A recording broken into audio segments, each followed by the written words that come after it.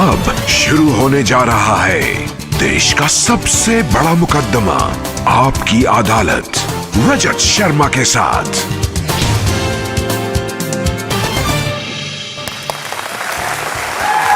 नमस्कार, thank you so much, thank you.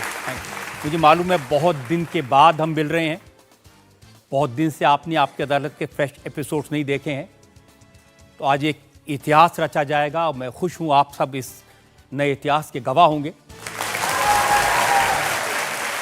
और आज आपकी अदालत में एक ऐसी शख्सियत को पेश कर रहे हैं जिसके बारे में दुनिया का हर आदमी जानना चाहता है।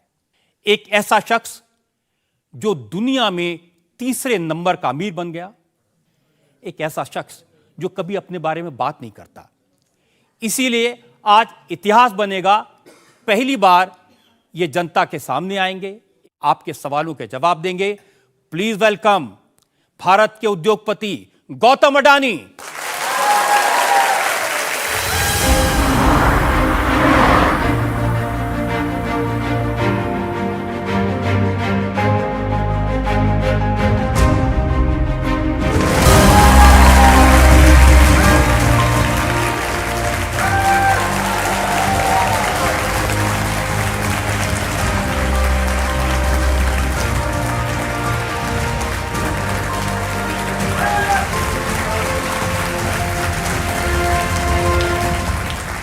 गौतम अडानी पर आज के इस खास मुकदमे के लिए हमारी जज भी खास हैं, जो ऐसे इंस्टीट्यूशन को हेड करती हैं जहां पर बिलियनर बनाए जाते हैं, जहां पर करोड़पति अरबपति बनाए जाते हैं। World famous Shriram college of commerce की प्रिंसिपल डॉक्टर सिमरत कौर,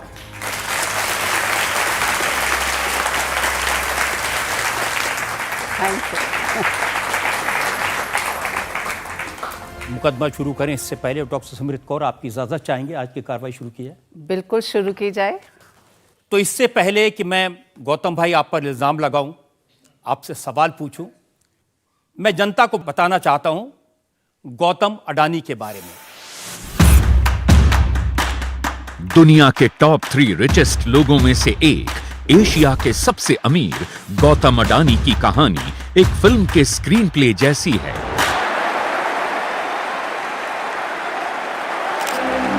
एक साधारण चौल से अपनी लाइफ को शुरू करने वाले गौतम अडानी ने वेल्थ के मामले में बिल गेट्स और वॉरेन बफेट को पीछे छोड़ दिया है। गौतम अडानी दुनिया के बिजिएस्ट डील मेकर हैं। इस साल वर्ल्ड में सबसे ज्यादा वेल्थ इन्होंने कमाई। गौतम अडानी ने एक साधारण डायमंड ट्रेडर के तौर पर कारोबार शुरू किया था। आज ports, mines, power, solar power, green energy, cement, housing से लेकर पेट्रोकेमिकल्स, शायद ही कोई ऐसा सेक्टर हो जहां गौतम अडानी ने अपनी सफलता का झंडा न गाड़ा हो। अपनी मेहनत और लगन के बल पर Gautam Adani king of infrastructure बन गए। गौतम अडानी साधारण परिवार में जन्मे एक स्मॉल टाउन प्रोडक्ट हैं, पर आज दुनिया के बड़े बड़े मुल्कों के प्रेसिडेंट और प्राइम मिनिस्टर उन्हें उद्योग लगाने के लिए इनवाइट करते हैं। पर गौतम अडानी के लिए उनका अपना परिवार ही उनकी दुनिया है, जहां सब मिलकर रहते और काम करते हैं। गौतम अडानी एक प्राइवेट पर्सन हैं, पब्लिसिटी से दूर रहते हैं। आज जिंदगी में पहली बार गौतम अडानी जनता के सामने जनता के सवालों के जवाब देंगे आपकी अदालत में।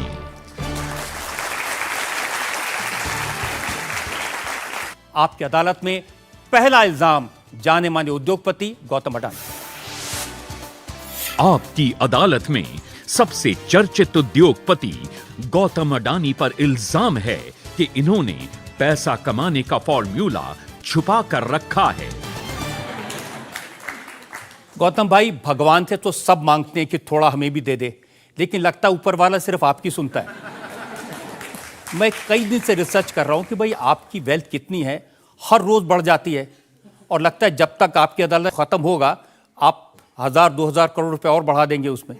तो फॉर्मूला क्या है, कैसे कमाते हैं? रजत भाई, पहले तो मैं आपका और आपके दर्शकों का, आपकी अदालत में आपने मौका दिया तो मैं उसका शुक्रगुजार हूँ।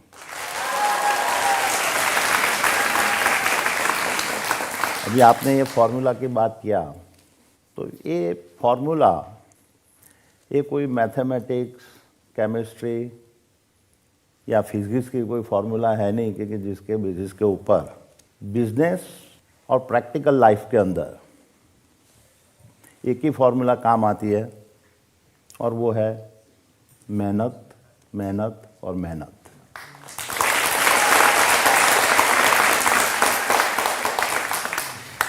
और मैं देखता हूँ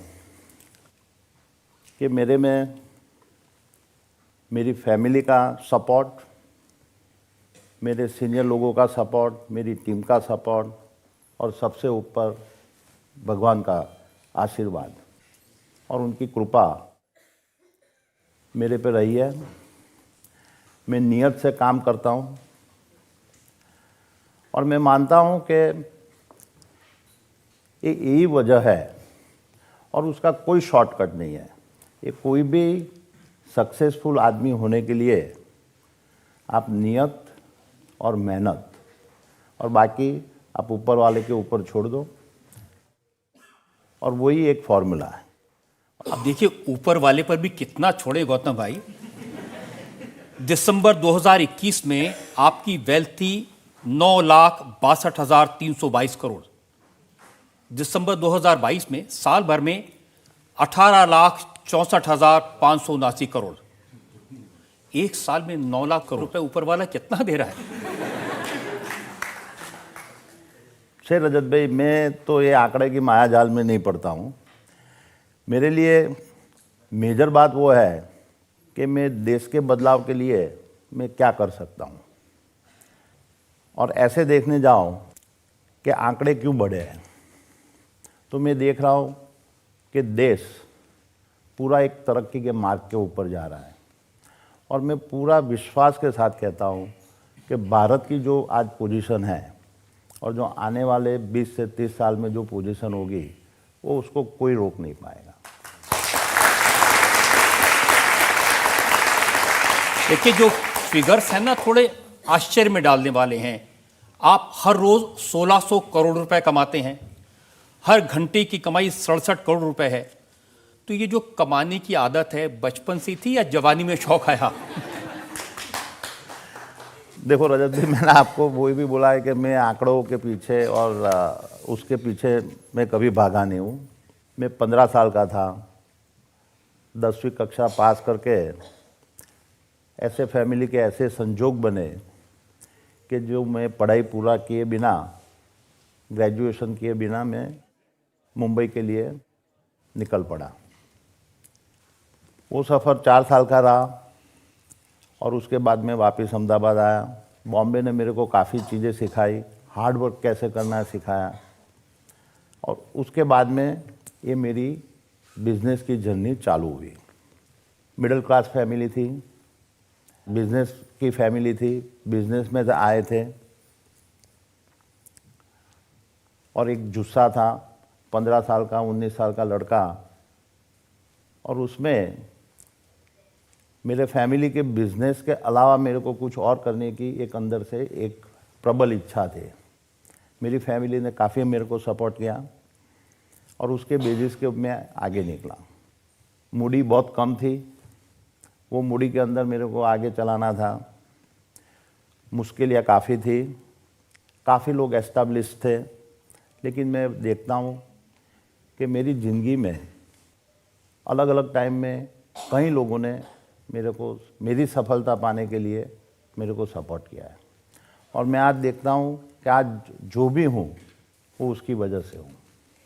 पढ़ाई में आपके दोस्त मुझे बताते हैं आप काफ़ी तेज थे, लेकिन आपने बीच में पढ़ाई छोड़ दी? नहीं, मैं पढ़ाई में होशियार था। मैं इंजीनियरिंग टेक्निकल सब्जेक्ट रखा था, मैथ्स में भी अच्छा था, पर ऐसे संजोग आए कि मैंने बोला कि पढ़ाई को बाद में देखेंगे, और मैं बिज़नेस के रास्ते में चला गया। अब गौतम भाई, आपके चक्कर में बहुत सारे लोग पढ़ाई छोड़ देंगे कि पढ़ाई छोड़ने से पैसा बनता है।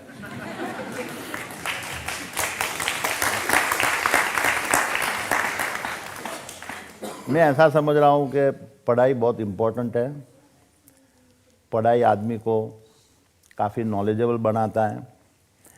मैं वो रास्ता चुन नहीं पाया, वो मेरी कम नसीबी है। मैंने एक दूसरा रास्ता ढूंढा और वो मेहनत और एक्सपीरियंस का था। और वो मेहनत और एक्सपीरियंस से मेरा विजडम बढ़ाया। और मैं कभी कभी शांति से सोचता हूँ कि मैं पढ़ाई और नॉलेज होता और उसके साथ में मेरा ये एक्सपीरियंस और विजडम होता, तो मेरे को लगता है कि शायद मैं आज का गौतम अडानी से भी बेहतर हो सकता था। तो आप 10-12 साल पहले नंबर 1 बन गए। नंबर 1, नंबर 2, नंबर 3 वो तो ठीक है, एक कहानी है। लेकिन कहानी तो ये भी है ना, आपके पास एक स्कूटर था और आज आपके पास में जेट एयरक्राफ्ट्स का, हेलीकॉप्टर्स का एक फ्लीट है। कहाँ से कहाँ आ गए? रजत भाई, इतना बता सकता हूँ कि मैं ग्राउंड से जुड़ा हुआ आदमी हूँ।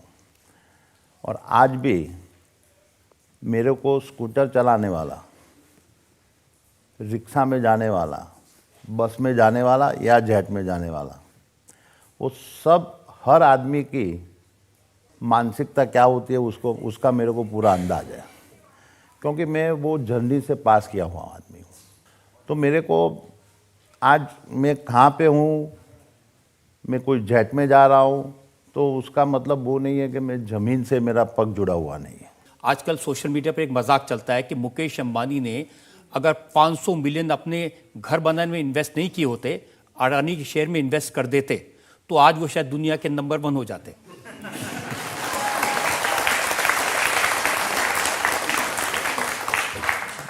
देखो, सोशल मीडिया में रजत भाई ऐसा है कि काफ़ी क्रिएटिविटी चलती है, लोगों को उसको एंटरटेनमेंट भी मिलता है। मैं उससे ज़्यादा उसमें कुछ नहीं देख रहा हूँ। लेकिन देखिए ना, एक ज़माने में लोग बात करते थे टाटा बिरला, अब सिर्फ बात होती है अडानी अंबानी। देखो, टाटा बिरला अपने देश के बहुत सम्मानीय उद्योग गुरु है। उन्होंने देश के लिए और देश को बनाने के लिए काफ़ी कुछ किया हुआ है और आज भी कर रहे हैं। तो हर ग्रुप का एक आगे पीछे आता है। और मैं समझ रहा हूँ कि इंडिया की सबसे बड़ी ताकत ऐसी है कि हम कितने और नए नए उद्योग गुरु को खड़ा किया जाए, और वही पूरी अपने भारत की ताकत है। आपने पैसा कमाया, बड़े बने, तो इसमें खतरे भी कुछ ज़्यादा होते हैं। कोई भी बिजनेस कोई रिस्क फ्री नहीं होता है। आप कितना कैलकुलेटिव रिस्क लेते हो, वो रिस्क लेने की आपकी खुद की क्षमता कितनी है। और ऐसा मैं नहीं बोलूँगा कि आज मैं जो जिस जगह पे हूँ और मेरे को मुश्किलों का सामना नहीं करना पड़ा है, पर आपके दिल में एक परसिवियरेंस होना चाहिए कि हर मुश्किलें आएगी, हर अच्छा वक्त आएगा, हर बुरा वक्त आएगा, आप उसमें किस तरह से अड़ग होके रहते हो और उसके फिर भी आप मुकाम को आगे लेके जाने के लिए पूरी मेहनत कर रहे हो। अब आपकी 1-2 मुश्किलों की बात करना चाहता हूँ। एक वक्त में आपको किडनैप कर लिया था और जान पर बनाई थी। देखो, वो बहुत अच्छा बनाव नहीं था, पर हर कोई के लाइफ में कुछ न कुछ ऐसे बनाव बन जाते हैं जिसको भूल जाते हैं, जल्दी भूल जाते हैं, वही अच्छा होता है। मैंने सोचा आप कभी भूलेंगे नहीं, कभी वो मिलेगा तो उसको ठीक कर देंगे। मेरा एक स्वभाव है कि हर चीज़ को, हर परिस्थिति को कैसे जल्दी से जल्दी एडप्ट कर लो, क्योंकि जो अपने हाथ में नहीं है और उसकी ज़्यादा बहुत चिंता करके वो उसको कंटिन्यूअसली अपने माइंड में रखना, वो मेरी आदत नहीं है। जिस दिन मेरा किडनैप हुआ था, मेरे को दूसरे दिन किडनैपर ने छोड़ा, मैं आज वो बता सकता हूँ कि वो दिन रात को भी मैं अच्छी तरह से सोया था, तो मेरे को कभी वो प्रेशर नहीं आया था। एक बार और आपने मौत का सामना किया 26/11 के दिन, जब आतंकवादियों ने हमला किया ताज पे, आप ताज होटल में थे, वो याद है? पूरा याद है। और मेरे सामने ही मैंने टेररिस्ट को देखा था और उन्होंने पहला जब राउंड फायर किया था वो मेरी आंख से मैंने देखा था। और मैं तो ये भगवान का शुक्रगुजार हूँ कि मैंने मेरी लाइफ में ऐसे 2 हिस्से देखे कि जहाँ मैंने मौत बहुत नज़दीक से देखा था। और ये भगवान का एक आशीर्वाद समझो कि जिसमें से मेरे को बाल बाल बचाया था। 26/11 की वो रात पूरे देश ने देखी थी और आज भी याद करते हैं तो सिहर जाते हैं। आपने तो बहुत करीब से देखा। नहीं, वो दिन में ताज होटल के अंदर हमारे दुबई से फ्रेंड आए थे, वो दुबई पोर्ट वर्ल्ड के CEO, उनके साथ में डिनर कर रहा था मसाला क्राफ्ट रेस्टोरेंट में, और तब ये हादसा हुआ था। 10 बजे करीब ये हादसा हुआ। उसके 5 मिनट पहले होटल का बिल भी पेड कर दिया, हम खड़े हो गए और हमारे फ्रेंड की और इच्छा डिस्कशन करनी थी तो वापस कॉफ़ी पीने के लिए वापस बैठे और वही टाइम पे ये हादसा हुआ। और मैं कभी कभी सोचता हूँ कि समझो बिल पे करके मैं लॉबी में होता तो शायद मैं वहाँ पे फंस जाता। और वहाँ बैठ गए तो हम रेस्टोरेंट के अंदर थे। और मैं आज बोल सकता हूँ कि जो ताज ग्रुप के हर कर्मचारी ने, इवन वेटर, और जिस तरह से उन्होंने काम किया था, ऐसा डेडिकेशन बहुत कम ऑर्गेनाइजेशन में दिखाई दिया। छूटे कैसे वहाँ से? पूरी रात में वहाँ फंसा था। उस ताज होटल के कर्मचारियों ने मेरे को ऊपर के कमरे में उनके पीछे के रास्ते से किचन की साइड से ऊपर चैम्बर में लेके गए थे। पूरी रात वहाँ पे था। सुबह में करीब 7 बजे जब कमांडो आए और उनको मालूम था कि यहाँ पे काफ़ी लोग फंसे हुए हैं, तो ये कमांडो ने वहाँ से हमको पूरा प्रोटेक्शन देके होटल से बाहर निकाला था। और ऐसे दूसरे दिन सुबह में करीब 7:30-8 बजे में निकला था। गौतम भाई, ईश्वर आपको लंबी उम्र दे, जीवन में ऐसा कभी फिर देखने को नहीं मिले, ये हमारी दुआ है। लेकिन मेरे इल्ज़ाम बहुत सारे हैं आपकी अदालत में। वक्त है ब्रेक का। ब्रेक के बाद एक और इल्ज़ाम, कुछ और सवालात गौतम अडानी से। एक शख्स हैं हमारे देश में जिन्होंने पिछले 8 साल में बड़ी मेहनत से आपको लोकप्रिय बनाया है। वो हर रोज आपका नाम लेते हैं।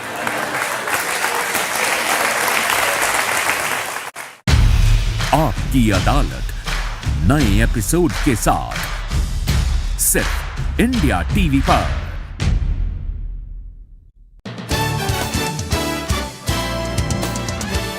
आपकी अदालत में आज मेरे मेहमान हैं जाने माने उद्योगपति गौतम अडानी। आपकी अदालत में अगला इल्जाम गौतम अडानी। आपकी अदालत में सबसे बड़े उद्योगपति गौतम अडानी पर आरोप है कि ये एहसान फरामोश हैं। गौतम भाई, जब आपका नाम आता है ना तो लोग कहते हैं नाम ही काफी है, गौतम अडानी। और एक शख्स है हमारे देश में जिन्होंने पिछले 8 साल में बड़ी मेहनत से आपको लोकप्रिय बनाया है। वो हर रोज आपका नाम लेते हैं। नाम तो सुना होगा, राहुल।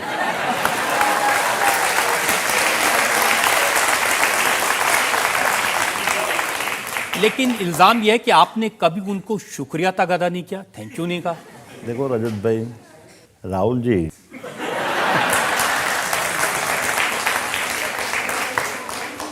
कांग्रेस पार्टी के वरिष्ठ नेता है और मेरे को लगता है कि एज अ इंडस्ट्रियलिस्ट मैं उनके बारे में कोई टिप्पणी करूं वो अच्छा नहीं है।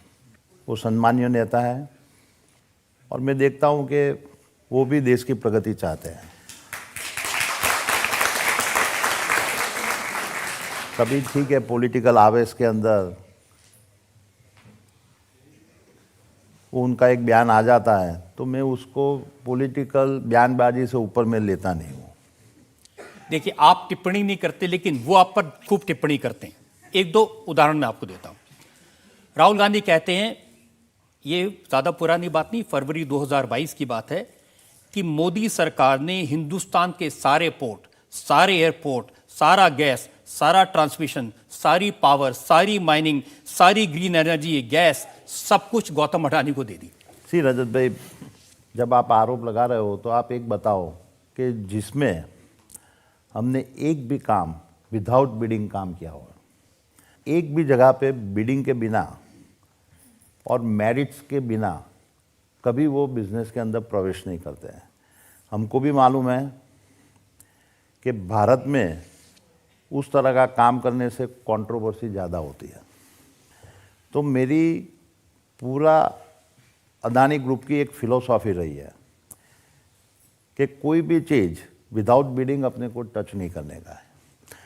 तो आइधर मेरा पोर्ट्स हो गए, एयरपोर्ट्स हो गए, रोड हो गए, पावर हाउस हो गए, एक भी बिजनेस हमने विदाउट बिडिंग काम नहीं किया है। ये तो बात ऐसी है कि आप परीक्षा के अंदर आप एक नंबर पे आ गए तो बोलता है कि एक नंबर पे आप कैसे आ गए। तो कोई कहेगा पर्चा लीक कर दिया होगा इनको। हाँ, तो वो आक्षेप होना चाहिए। आज हमारे ऊपर वो आक्षेप इवन राहुल जी ने भी नहीं डाला है कि भाई क्योंकि ये बिडिंग प्रक्रिया के अंदर कि कोई गड़बड़ी है और वो गड़बड़ी की वजह से आपको ये मिला हुआ है। आक्षेप क्या है आपको बताता हूँ।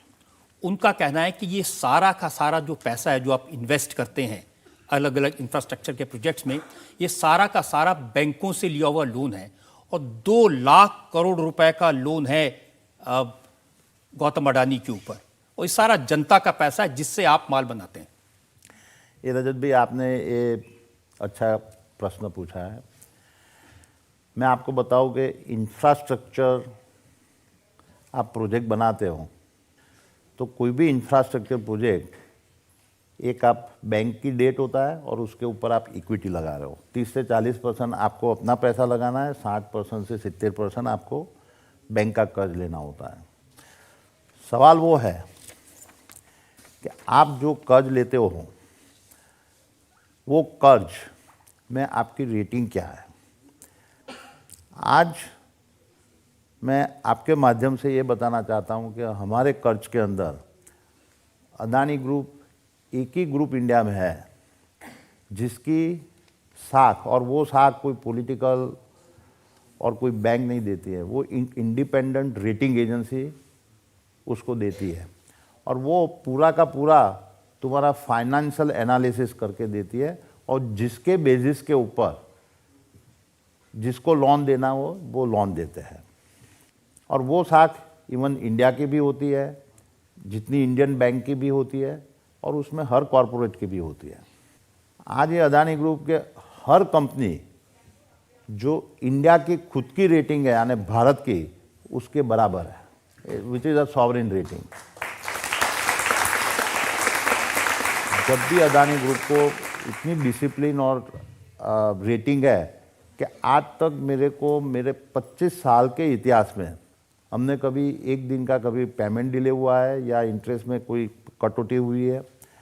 और जब भी अदानी ग्रुप को जब भी पैसा चाहिए जो भी डेवलपमेंट के लिए, सब लोग देने के लिए तैयार है। राहुल गांधी कहते हैं कि ये जो कुछ मिल रहा है ना ये मोदी जी दिलवा रहे हैं। आप देखोगे मैं 2013 के बाद में जो वो टाइम पे 80% पैसा हम इंडियन बैंकों से लेते थे, जो आज हमारा उसके ऊपर अभी आज 35% हो गया है और हमने पूरा का पूरा इंटरनेशनल मार्केट में ग्लोबल रेटिंग करके हम चले गए। तो आज ग्लोबल के अंदर कोई इंडिया की किसी की कहने से और बोलने से कोई पैसा नहीं देता है, वो तो उनका रेटिंग और उनकी गवर्नेंस के हिसाब से ही देता है। और मैं आपको बताना चाहता हूँ कि हमारे हर कंपनी की रेटिंग जो है और हमारे डिस्क्लोजर्स है, और वो डिस्क्लोजर के ऊपर अभी हमारी एक कंपनी को world wide 3rd ESG level के ऊपर उसको अवार्ड मिला है। तो ये जो है ये आरोप पूरा का पूरा बेबुनियाद है। अभी ठीक है, पॉलिटिकल उनको बताने के लिए बताते हैं, तो उसका जवाब तो जो लैंडर्स और बोरोवर हम हैं, लैंडर्स है, आज हमको कभी वो दोनों के बीच में कभी तकलीफ नहीं हुई है। ज्यादातर लोन आपको सरकारी बैंकों से मिलता है और 40% लोन 2020 से 2022 के बीच मिला। नहीं, मैं आपको बताऊं कि हमारा लोन की मात्रा लास्ट 10 साल के अंदर, लास्ट 8 साल के अंदर 11% से बढ़ोतरी हुई है और हमारी इनकम 24% से बढ़ी है। जो हमारी जो प्रॉफिटेबिलिटी है और उसकी वजह से ही हमारा रेटिंग सुधर गया हुआ है, वो हमारी बोरोइंग से भी ज़्यादा बढ़ रही है। बहुत सारे लोग ये कहते हैं कि अगर कभी अडानी का बलून फटा तो सारे बैंक बर्बाद हो जाएंगे। ये तो कई क्रिटिक्स लोगों की एक इच्छा रहती है, पर मैं आपको बताऊं कि अदानी की एसेट्स जो लोन है उससे भी 3 से 4 गुना ज़्यादा है। तो वो कोई किसी का पैसा अनसिक्योर्ड नहीं है। तो ये गुब्बारा उड़ता रहेगा, कभी फटेगा नहीं। इंडिया जब तक आगे बढ़ता रहेगा ये गुब्बारा आगे आगे चलता रहेगा। अब हम कुछ जनता के सवाल लेंगे। आप फर्स्ट थर्ड हो।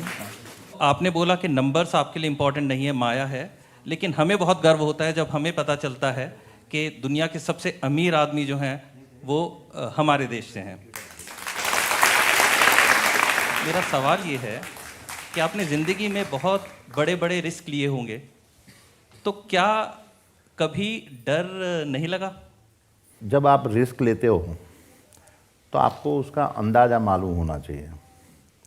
आज हमने कहीं जगह पे रिस्क लिए, मैं ऐसा नहीं बोलूँगा कि सब में हम सफल हुए, कहीं जगह पे फेलियर भी हुए। तो रिस्क लेने के बाद में आपकी इतनी ताकत होनी चाहिए कि मैं ये नैया पार कर दूँगा, और उसके लिए आपको परसिवियरेंस चाहिए। मुश्किलें आएगी, कोई भी आप कार्य करते हो तो ऐसा नहीं है कि आपके पास सफलता की चाबी आपके हाथ में आ जाएगी। पहले मुश्किल ही उसमें आएगी, पर लेकिन आपका इंटेंशन अच्छा होगा और आप उसके ऊपर परसिवियरेंस से काम करते रहेंगे तो मेरा अनुभव है कि विफलता नहीं मिलती है।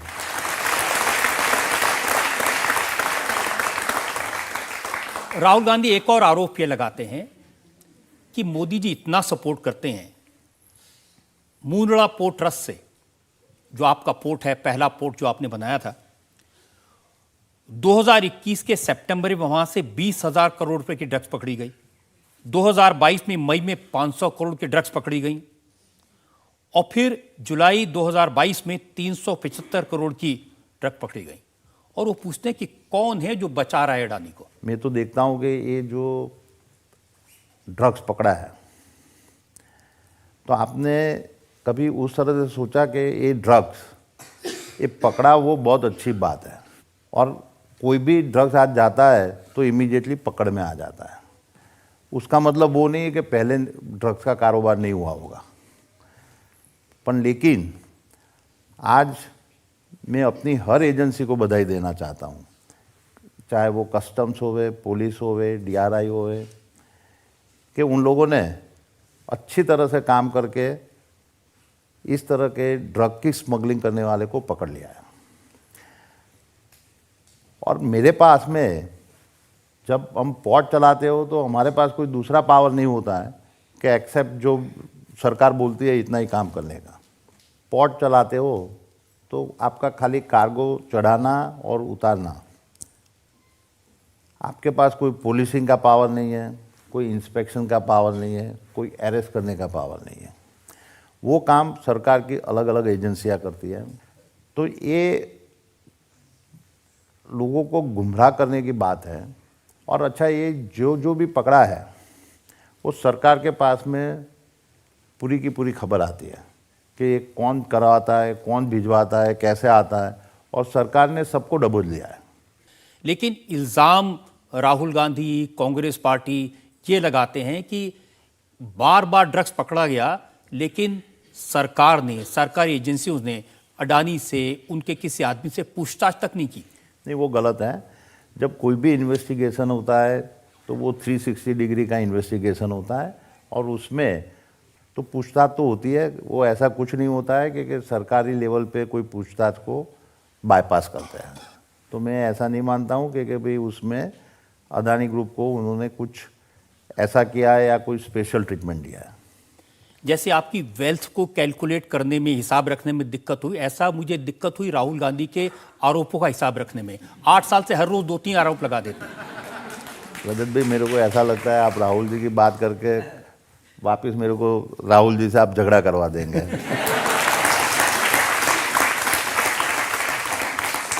और कल और एक और स्टेटमेंट कर देंगे। तो मैं मानता हूँ कि राहुल जी एक सम्मानीय नेता है। ठीक है, उनको भी एक पॉलिटिकल पार्टी चलाते हैं, उनकी आइडियोलॉजी की लड़ाई होती है और उसमें आरोप, प्रत्यक्ष आरोप होता है। तो मैं तो एक सामान्य उद्योगपति हूँ, तो मैं मेरा काम करता रहता हूँ, वो उनका पॉलिटिक्स उनके हिसाब से करते नहीं, ना तो आप सामान्य हैं ना वो सामान्य हैं।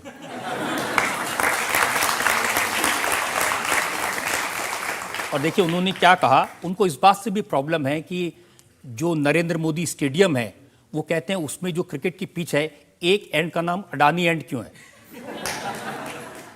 ऐसा है कि जब कोई भी स्टेडियम बनता है तो वो ऑक्शन से वो लोग स्टेडियम का, कौन से स्टेडियम के, क्योंकि एक साइड पे अदानी स्टेडियम है, दूसरी साइड पे रिलायंस स्टेडियम है, तो दोनों ग्रुप ने वो पैसा दे के वो राइट्स लिया है। तो उसमें कोई गलत क्या है वो मेरे को मालूम नहीं है। आप कभी राहुल गांधी के बारे में ज़्यादा बोलते नहीं, आज जनता भी सामने है, पब्लिक सामने है, मौका है, कुछ कहना चाहते हैं कह दीजिए।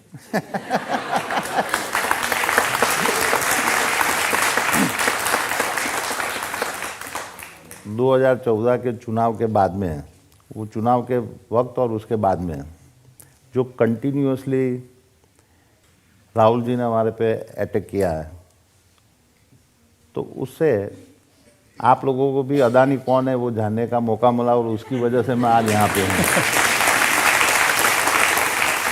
आपकी अदालत में एक और ब्रेक के बाद आपकी अदालत में गौतम अडानी पर इल्जामात और सवालात का एक और। आंध्र प्रदेश में 60,000 करोड़, उड़ीसा में 57,000 करोड़, पश्चिम बंगाल में 35,000 करोड़, लेकिन इसके बावजूद लोग कहते हैं मोदी अडानी का चौकीदार है। लोग कहते हैं कि मोदी ने अडानी को बनाया। आपकी अदालत नए एपिसोड के साथ सिर्फ इंडिया टीवी पर।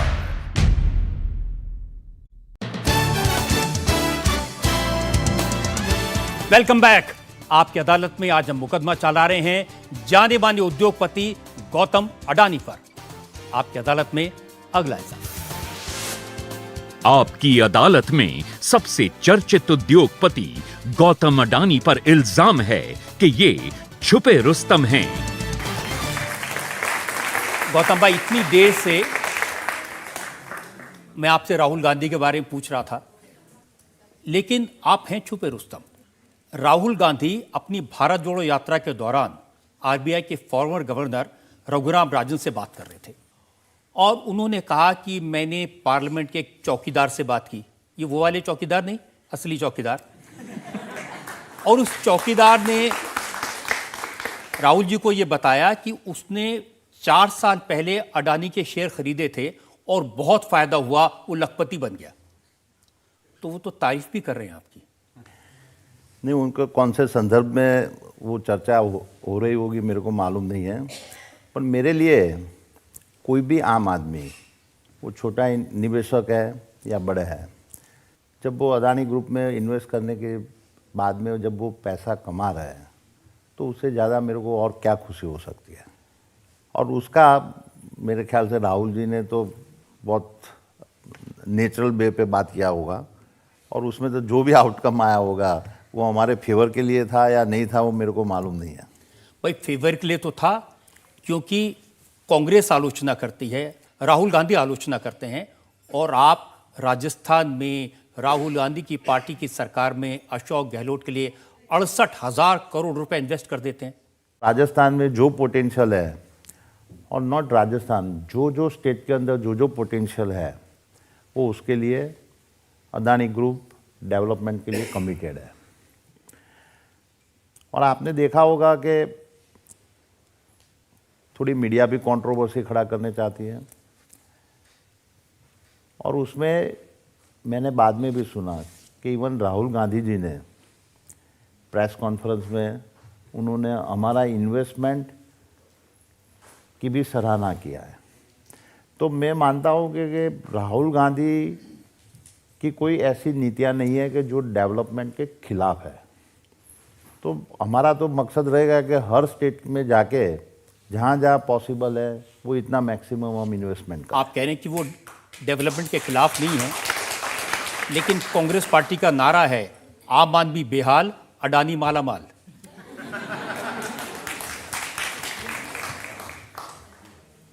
देखो, पॉलिटिकल आप नैरेटिव कुछ भी निकालो, अल्टीमेटली आप मेरे को एक बताओ कि उनका आरोप में एक है पॉलिटिकल स्टेटमेंट और एक है रियली जेन्युइन आरोप। लेट पब्लिक डिसाइड करे, आप डिसाइड करोगे कि हम जो काम करते हैं उसमें रियली ये सच्चाई क्या है। आज मुझे लगता है डिसाइड हो ही जाएगा गौतम भाई, क्योंकि देखिए एक तरफ तो कांग्रेस आलोचना करती है, दूसरी तरफ अशोक गहलोत आपको इनवाइट करते हैं। मैंने जिक्र किया कि 68,000 करोड़ का इन्वेस्टमेंट। तो पहले हम सोचते थे अशोक गहलोत जादू करें, अब लग रहा है आप जादू करें।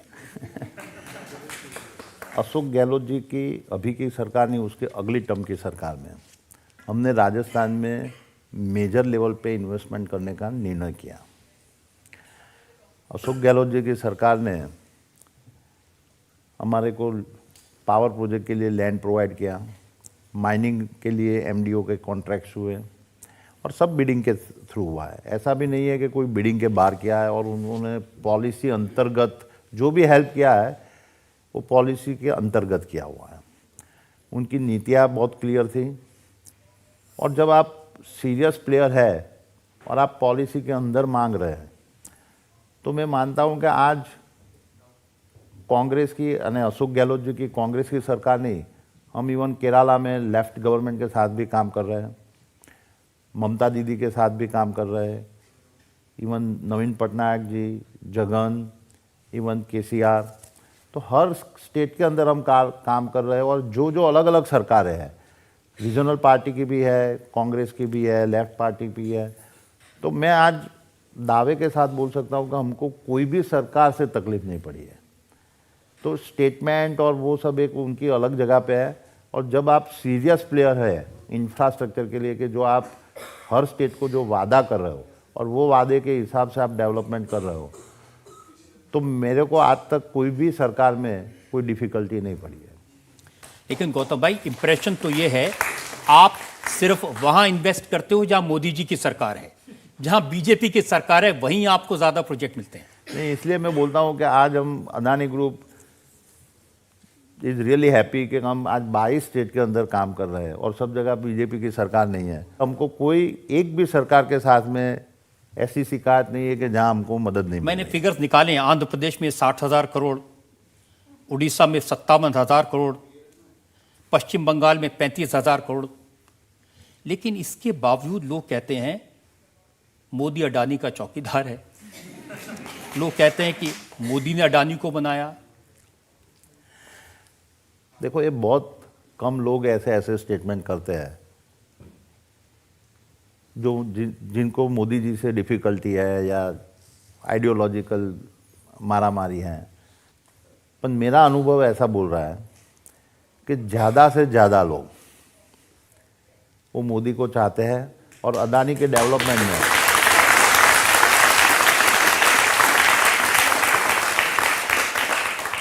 और अदानी के डेवलपमेंट के मॉडल में उनको कोई बाधा नहीं दिखाई देती है।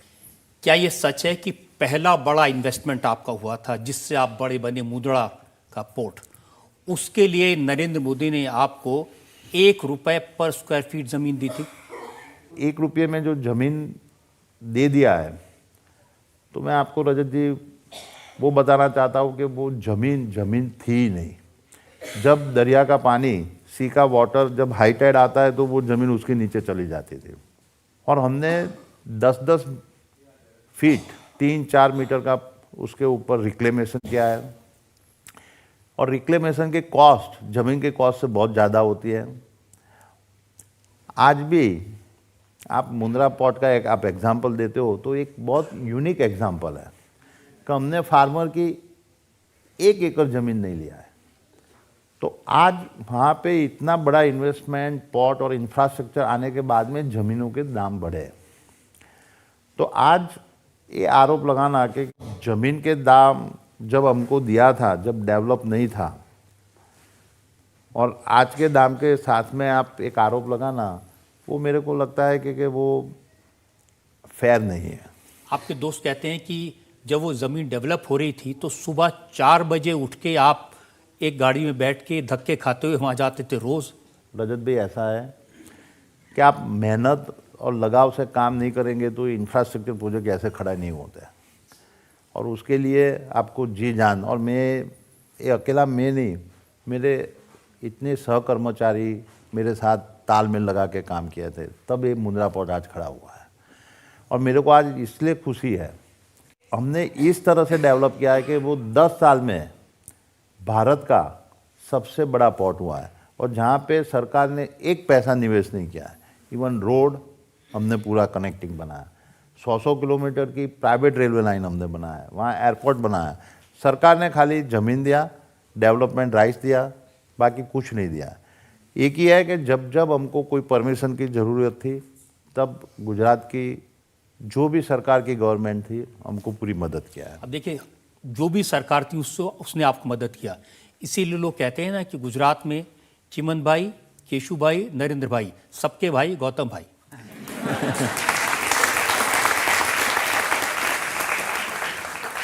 जी रजत भाई, मैं आपको बताऊं कि ये अदानी ग्रुप का अनुभव नहीं है। गुजरात में जो जो उद्योगपति है, सबका सेम अनुभव है, क्योंकि गुजरात की गवर्नमेंट आज से नहीं, इवन माधव सिंह के टाइम से भी और उसके पहले से भी, वो इंडस्ट्रीज फ्रेंडली है। तो जो भी नीतियाँ बनती है वो इंडस्ट्रीज को अट्रैक्शन करने के लिए बना है, क्योंकि अदरवाइज गुजरात में कोई रिसोर्सेज नहीं है। ड्रॉट एवरी 2-3-4 साल में ड्रॉट होता था, ये नर्मदा का कैनाल का पानी आने से पहले वो परिस्थिति थी, और उसके बावजूद भी इंडस्ट्रियलाइजेशन में आगे थे। और जब हमारा जन्म नहीं हुआ था उसके पहले भी गुजरात आगे था। तो ऐसी बात नहीं है कि ये अदानी के लिए कोई स्पेशल फेवर हुआ है। आप कह रहे हैं कि आपने किसान की 1 इंच भी ज़मीन नहीं ली।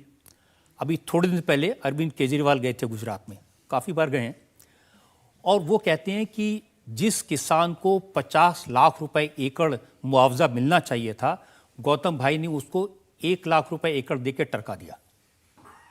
देखो रजत भाई, ऐसा आरोप होता तो फॉरगेट अबाउट केजरीवाल, वो फार्मर खुद ही आरोप कर लेता।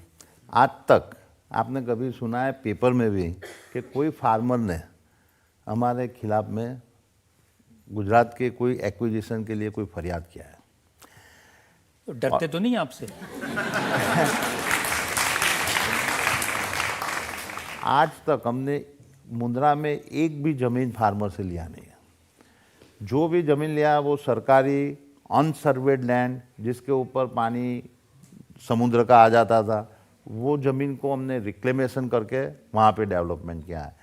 और वो डेवलपमेंट आज इतना 50,000 1 लाख करोड़ का इन्वेस्टमेंट की वजह से ज़मीनों के दाम आसमान पे चले गए, और उसका पूरा का पूरा आज वो फार्मर को मिल रहा है। और आज मेरे को सबसे ज़्यादा खुशी है कि अदानी ग्रुप मुंद्रा में इसलिए डेवलप ज़्यादा ने ज़्यादा कर पा रहा है कि पूरा का पूरा वहाँ के फार्मर्स और वहाँ के कम्युनिटी के साथ तालमेल से डेवलपमेंट हो रहा है। अब गुजरात के फार्मर से तो मेरी कभी बात नहीं हुई, लेकिन जो दिल्ली में आंदोलन कर रहे थे वो कह रहे थे नरेंद्र मोदी ये तीनों कृषि कानून लाए थे अडानी को फायदा पहुंचाने के लिए।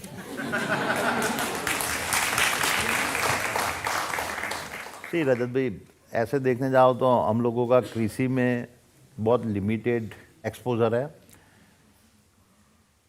वो थोड़े बहुत है। हम फूड कॉरपोरेशन ऑफ इंडिया के लिए वेयरहाउस हमने बनाए थे, और वो वेयरहाउस के अंदर का जो भी व्हीट है वो अदानी ग्रुप ने कोई भी बाय नहीं किया है, और कभी उसकी मालिकी के नहीं थे।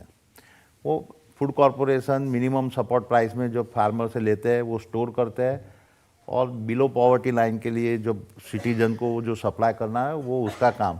तो हम तो खाली एक इंफ्रास्ट्रक्चर प्रोवाइड किया था। नहीं, आरोप ये लगा कि आपको पहले से बता दिया गया था कि ऐसा बिल आने वाला है, आपने पहले से इंफ्रास्ट्रक्चर तैयार कर लिया, आपने वहाँ कोल्ड स्टोरेज बना लिए ताकि आपको उसका फ़ायदा हो। देखो, पहले तो वो बेबुनियाद बात है। आज फार्मर प्रोडक्ट बनाता है, उसको मालूम नहीं है कि मार्केट में डिमांड क्या है, तो जब उसका प्रोड्यूस बाहर आता है तो मार्केट नीचे हो जाता है, स्टोरेज की कोई जगह नहीं है।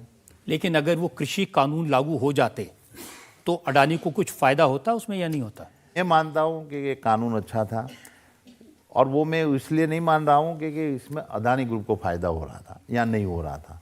मैं जेन्युइनली एज अ सिटीजन, क्योंकि मैं पहले भारत का एक नागरिक समझ रहा हूँ, फिर उसके बाद अदानी ग्रुप साम्राज्य की बात आती है, तो मैं मानता हूँ कि वो कानून अच्छा था। कि कम नसीबी है कि उसको पॉलिटिकल टर्न करके इसको खारिज कर दिया गया, क्योंकि देश आज मैं देख रहा हूँ कि आज अपना 40 से 50% आबादी डायरेक्टली और इनडायरेक्टली एग्रीकल्चर के ऊपर आधारित है, और अपने देश की इतनी ताकत है कि अपने भारतवर्ष को नहीं, भारत देश को नहीं, पूरे वर्ल्ड को वो फूड सप्लाई कर सके, इतनी ताकत है। और वो ताकत लेने के लिए आपको मेजर प्रॉब्लम है, इंफ्रास्ट्रक्चर की कमी है।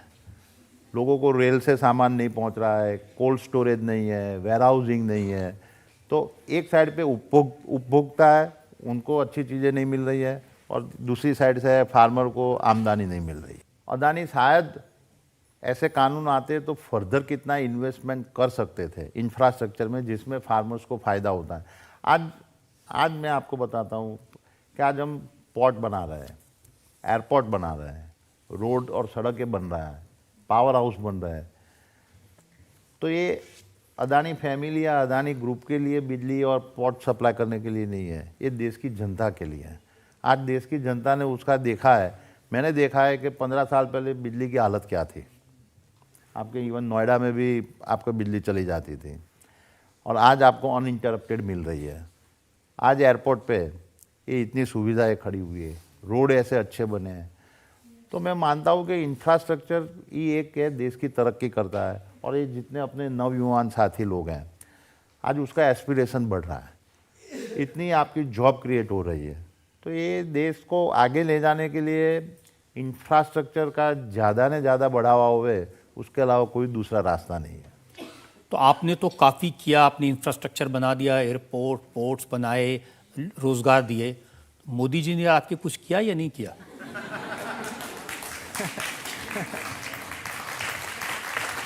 मोदी जी के पास में आप कोई पर्सनल हेल्प नहीं ले सकते हो, आप नीति विषयक बात कर सकते हो, आप देश के हित में देश को किस तरह से आगे बढ़ाने के लिए ग्राउंड लेवल पे क्या हो रहा है, आप उसकी चर्चा कर सकते हो।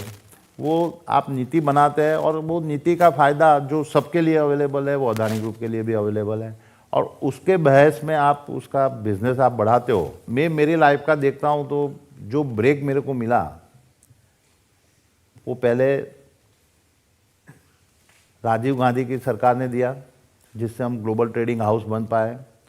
दूसरा ब्रेक मिला मेरे को जिसके वजह से नरसिंह राव जी की सरकार थी, और उन्होंने पब्लिक प्राइवेट पार्टनरशिप के लिए डेवलपमेंट के ऊपर आगे बढ़ा, और एक देश को पूरा इंडस्ट्रियलाइजेशन की नई दिशा दिखाई। और तीसरा मेरे को केसुबी की गवर्नमेंट ने मिला। आपकी बात सही है कि मोदी जी ने भी वो टाइम पे, क्योंकि मोदी जी 12 साल के लिए वहाँ पे मुख्यमंत्री रहे, और मैं गर्व से आज बोल सकता हूँ कि हमको बहुत एक अच्छा अनुभव मोदी सरकार में भी हुआ है। लोग ये जानना चाहेंगे ना कि ये सिर्फ अडानी जी अमीर होते जाएंगे या देश भी कभी अमीर होगा?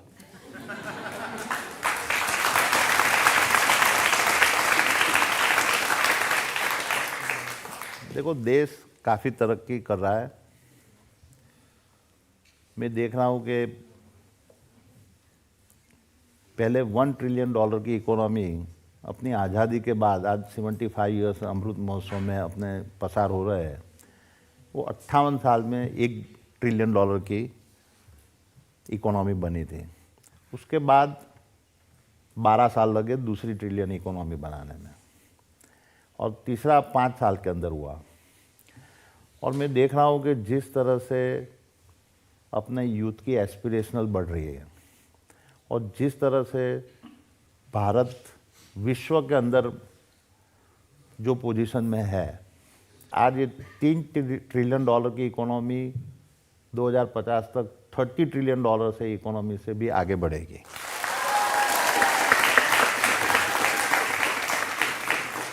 और ये $30 ट्रिलियन इकोनॉमी क्या बता रही है कि आपकी पर कैपिटा इनकम बढ़ेगी और इतना ये डेवलपमेंट में से ही रोजगारी पैदा होगी। तो मेरे को लग रहा है कि भारत के आने वाले टाइम के अंदर और जिस तरह से गवर्नेंस और वो बढ़ रहा है, उस तरह से भारत देश को कोई रोक नहीं सकता है। बहुत लोग आपके जैसे गौतम अडानी बनना चाहते हैं, तो उनके लिए आपकी क्या राय है? देखो, ये कंट्री बहुत अपॉर्चुनिटी थ्रो कर रहा है, आप उसको परखने की कोशिश करो और उसके ऊपर मेहनत करो। और कभी शॉर्टकट में आप सक्सेसफुल हो जाएंगे, उस तरह का दिमाग से हटा दो। सक्सेसफुल हर आदमी होता है, उसको टाइम लगता है, कोई जल्दी से हो जाता है, कोई थोड़ा टाइम वक्त लगता है। और आप वो उसके मार्ग के ऊपर कंटिन्यूस आप चलते रहेंगे तो वो सक्सेस का आपका डोर खुलेगा। और उसमें मेरे को कोई आपके अंदर में वो उसकी रुचि होनी चाहिए। ऐसा नहीं कि मैं उसको देख लिया मैं वो बन जाऊंगा, आप उसके चक्करों में छोड़ दो। आपको जो अंदर से रुचि है जो चीज़ की, वो रुचि के ऊपर आप आगे बढ़ो। आपके जो दोस्त हैं वो आपको गौतम तूफानी कहते हैं।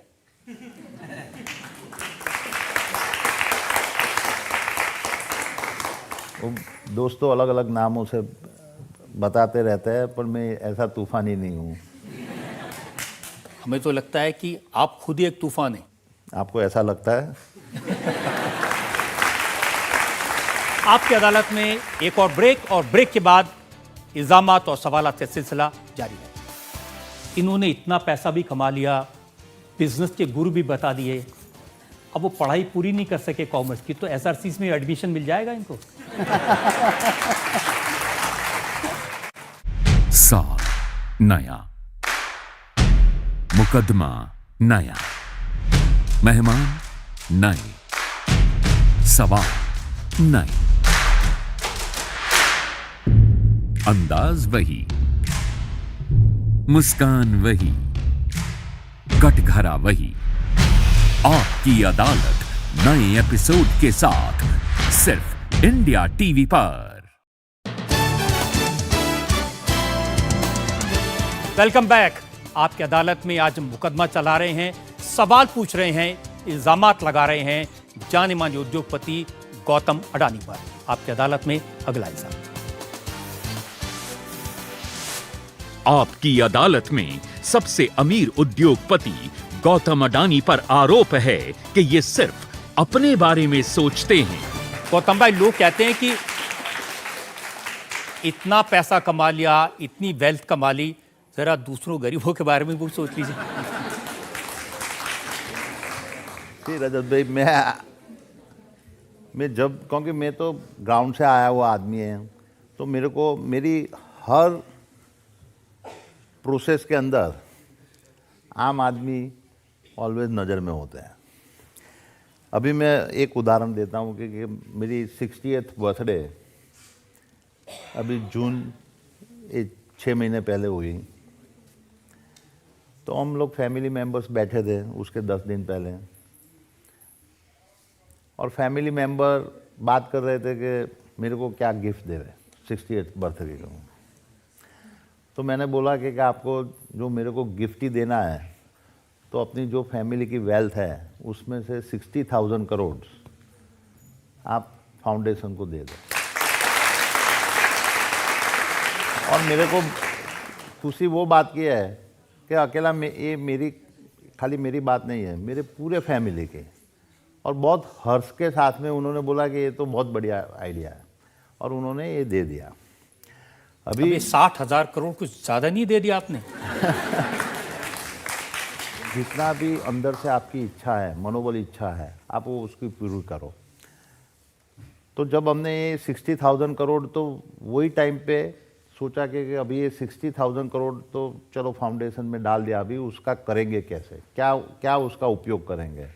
तो हमने 3 सेक्टर पकड़ा के हेल्थ, एजुकेशन और स्किल डेवलपमेंट। और ये तीनों के ऊपर अभी एक्सपर्ट के साथ में चर्चा करके आप देखेंगे कि 2-3 महीने के अंदर हम उसका बड़ा अनाउंसमेंट और उसका किस तरह से यूज़ कर रहे हैं कि जिससे एक गरीब में गरीब आदमी और नीचे लेवल के आदमी को उसका कैसे फ़ायदा होवे और उसकी पूरी मेरी मंशा है कि उसका किस तरह से उसका सदुपयोग हो सके। ये सही है कि जो फाउंडेशन का काम है, ये जो आप चैरिटी की, लोगों की मदद की बात कर रहे हैं, कि आप कम और आपकी वाइफ प्रीति ज़्यादा चलाती हैं? प्रीति जी ये मेरा आधार स्तंभ है और वो पूरा का पूरा फैमिली, 2 बच्चों, मेरी ग्रैंड डॉटर्स, उनको भी संभाल रही है और ऐसे ही फाउंडेशन का काम। And she is the doctor, और डॉक्टर उन्होंने उनका प्रोफेशन छोड़ के मेरे को पूरा सपोर्ट किया। उन्होंने फैमिली को पूरा सपोर्ट किया, फैमिली को संभाला, बच्चों को ग्रो किया, और जब बच्चे थोड़े ग्रो हो गए तो उन्होंने पूरा फाउंडेशन की एक्टिविटी हैंडल किया। तो आज मेरे को अंदर से संतुष्टि है कि प्रीति ये इसके ऊपर सबसे ज़्यादा काम कर रही है। रोज़ का 7-8 घंटा वो फाउंडेशन की एक्टिविटी में बढ़ा रही है। और दूसरा क्या है कि हमारे फाउंडेशन के अंदर काफ़ी प्रोफेशनलिज्म भी हुआ है और सब लोग प्रीति की निगरानी के अंदर काफ़ी डेवलपमेंट का काम कर रहे हैं। मैंने वो फाउंडेशन के काम देखे हैं गौतम भाई, और वाकई में अच्छा काम कर रही हैं वो। लेकिन उनके बारे में पढ़ते पढ़ते ये भी पता चला कि आपकी अरेंज मैरिज हुई थी, शादी तय हुई इससे पहले। जब आप पहली बार उनसे मिले उसमें आप कुछ बोले ही नहीं, खामोश रहे।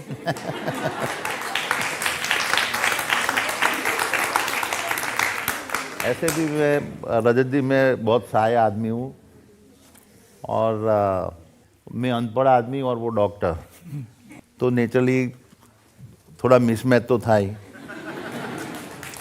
आपसे प्रश्न ये है कि आप का इतना बड़ा एम्पायर है, आप इतना व्यस्त रहते हैं, इतना व्यस्त स्केड्यूल रहता है आपका, तो आप अपनी फैमिली के लिए टाइम कैसे निकाल पाते हैं और खुद को रिलैक्स करने के लिए कैसे टाइम निकालते हैं?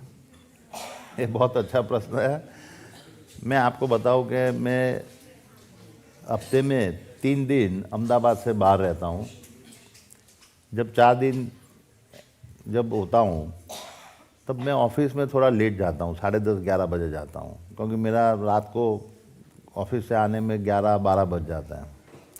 मैं मॉर्निंग में 6:30 बजे उठ के 1-8 घंटा मेरी एक्सरसाइज और वो ख़त्म करने के बाद मैं 2-2.5 घंटा मेरी ग्रैंड डॉटर से, मेरी वाइफ और बच्चों के साथ में डाइनिंग टेबल के ऊपर बातचीत करता हूँ, गपशप मारता हूँ, न्यूज़पेपर पढ़ता हूँ। तो वो जो मेरा दिन का है कि 2-1 घंटा मैं उनके साथ में। दूसरा, मैंने एक नियम बनाया है कि ऑफिस में भी होता हूँ तो लंच टाइम में मेरे हर फैमिली मेम्बर डाइनिंग रूम में होते हैं, जो भी अवेलेबल है, और उससे काफ़ी चर्चा और वो हो जाती है। And that is how basically I am spending time with family. अब आप ये नहीं बता रहे कि पत्ते भी खेलते हैं? ये सीक्रेट है कि मैं रात को जाता हूँ तो प्रीति के साथ में मैं रमी पपलू गेम खेलता हूँ, 8-10 गेम खेलता हूँ, और मैं बोलूँगा वो ज़्यादा टाइम वही जीतती है।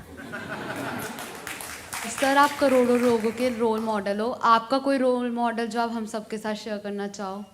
धीरूभाई अंबानी आज एक देखने जाओ तो मैं उसको थोड़ा रोल मॉडल के रूप में देख रहा हूँ, और वो इसलिए कि उन्होंने भी उनके कार्यकाल में जिस तरह से रिलायंस इंडस्ट्रीज़ को,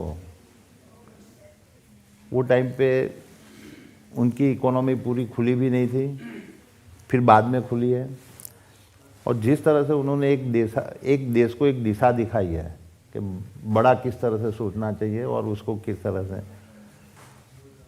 और उससे मैं काफ़ी प्रभावित हूँ, क्योंकि मुकेश भाई ने उसके बाद में काफ़ी आगे बढ़ाया।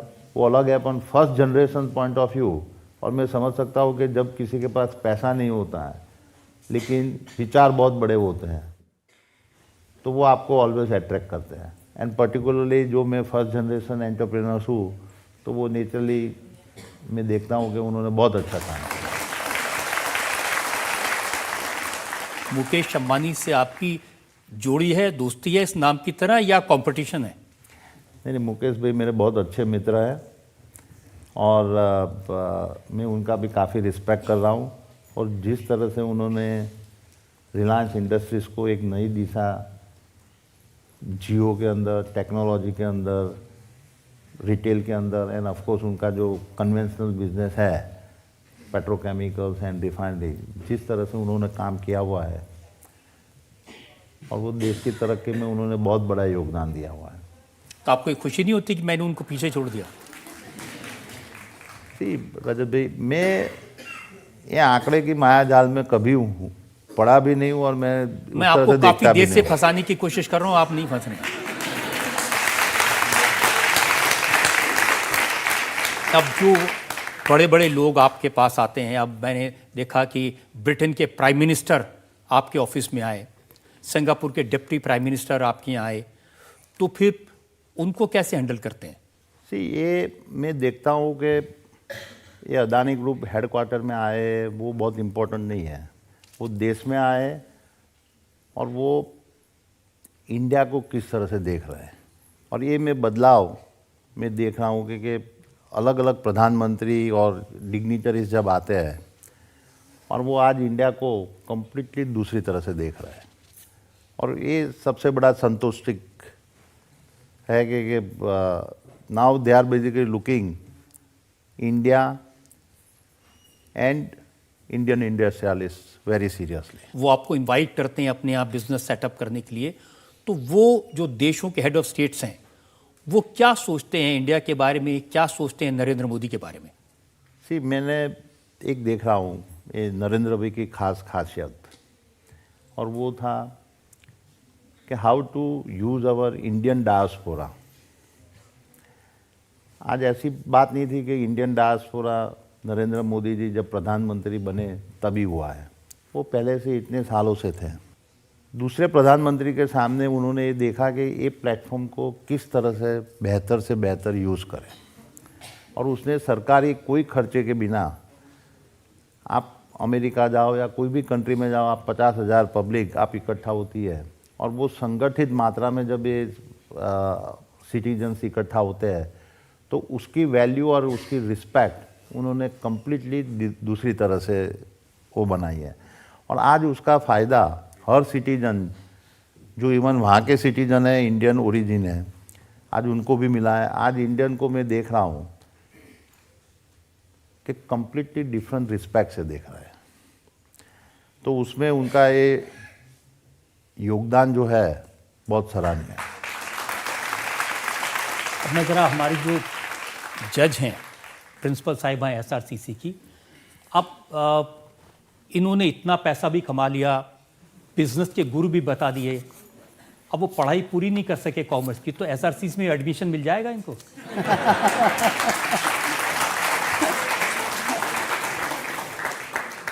100%।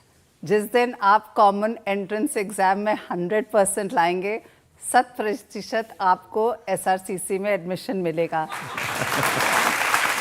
On a very serious note, आपको कोई क्या पढ़ाएगा सर, आपके बारे में तो हम इंस्टीट्यूशंस में पढ़ाते हैं।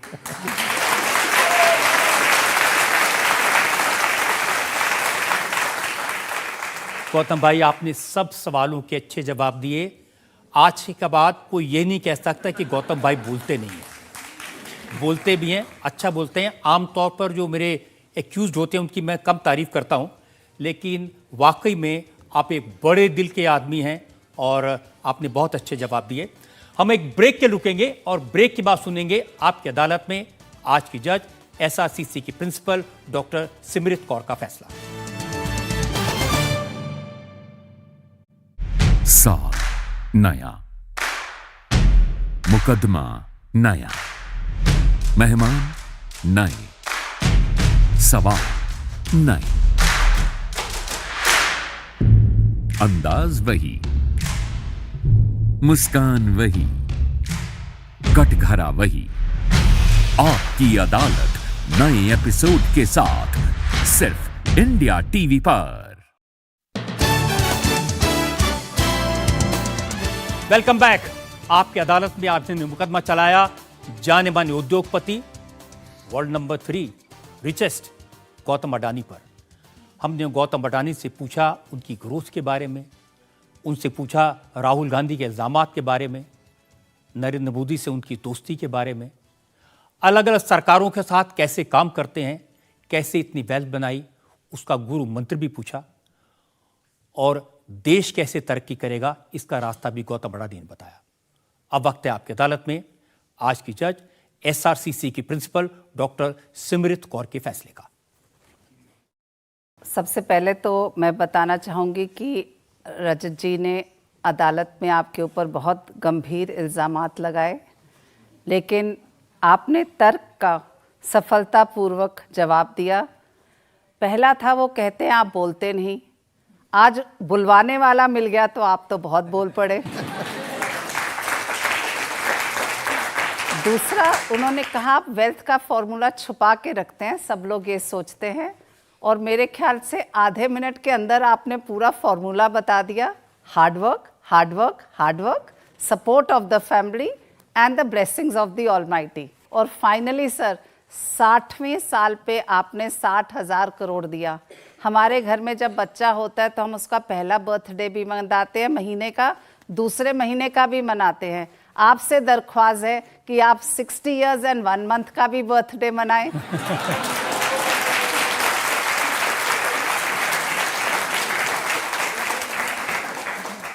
60 इयर्स 2 मंथ्स का बनाएं और हज़ारों साल जिएं।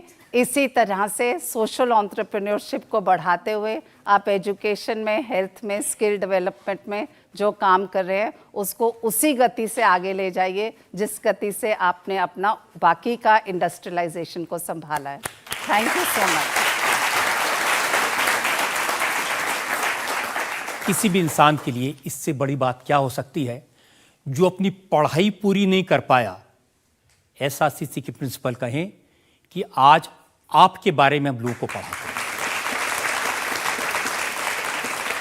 मुझे लगता है कि गौतम अडानी ने किसी सवाल को डक करने की कोशिश नहीं की, हर इल्ज़ामात का साफ साफ जवाब दिया, बड़ी बेबाकी से बात की। आपकी अदालत में इल्ज़ामात और सवालात का सिलसिला इसी तरह जारी रहेगा। अगले हफ्ते आपसे मेरी मुलाकात होगी एक नई शख्सियत के साथ, एक नए एपिसोड के साथ। तब तक के लिए नमस्कार।